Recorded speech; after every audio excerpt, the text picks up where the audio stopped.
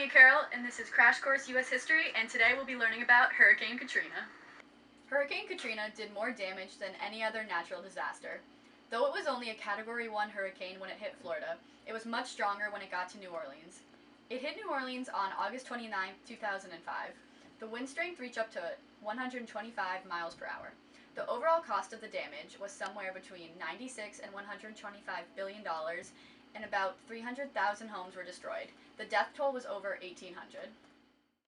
Federal disaster areas include all of Mississippi and Louisiana, 22 counties in western Alabama, and 11 counties in Florida. Hurricane Katrina. That noise means it's time for the mystery document. The way this works is that I get a mystery document and have to guess who wrote it. If I guess incorrectly, I get shocked. Thanks, Dan. Katrina was an extraordinarily powerful and deadly hurricane that carved a wide swath of catastrophic damage and inflicted large loss of life. It was the costliest and one of the 5 deadliest hurricanes to ever strike the United States. Katrina first caused fatalities and damage in southern Florida as a Category 1 hurricane on the Saffir-Simpson hurricane scale. After reaching Category 5 intensity over the central Gulf of Mexico, Katrina weakened to a Category 3 before making landfall on the northern Gulf Coast. Even so, the damage and loss of life inflicted by this massive hurricane in Louisiana and Mississippi were staggering, with significant effects extending into the Florida Panhandle, Georgia, and Alabama. Considering the scope of its impacts, Katrina was one of the most devastating natural disasters in United States history.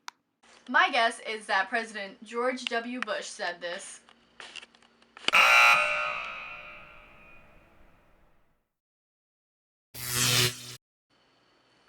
Actually, it was published by the National Hurricane Center. Darn it, Stan. Now let's go to the thought bubble.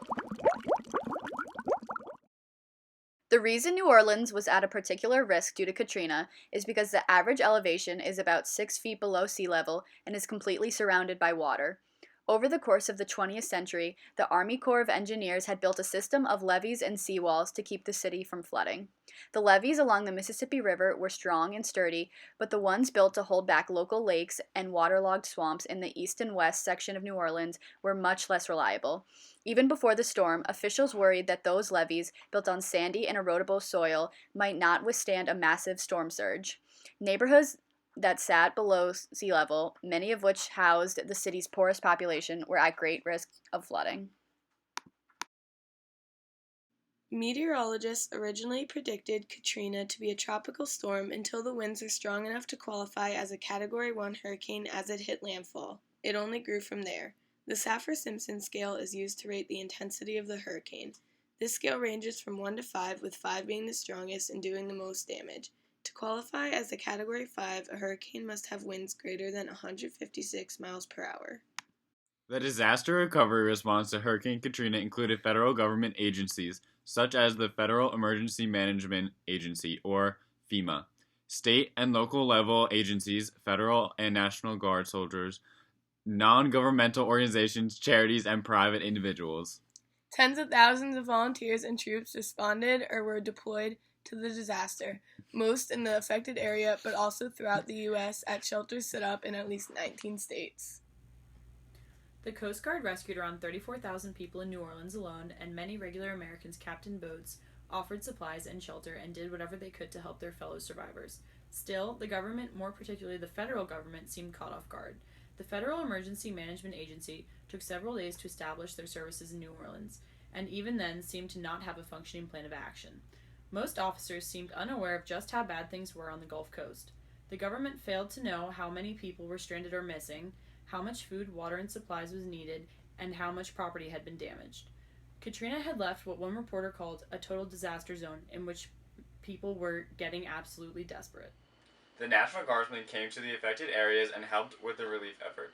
The effects of Hurricane Katrina are still felt on the Gulf Coast today from the profound effects Hurricane Katrina had on its economy, people, and the damage sustained to property.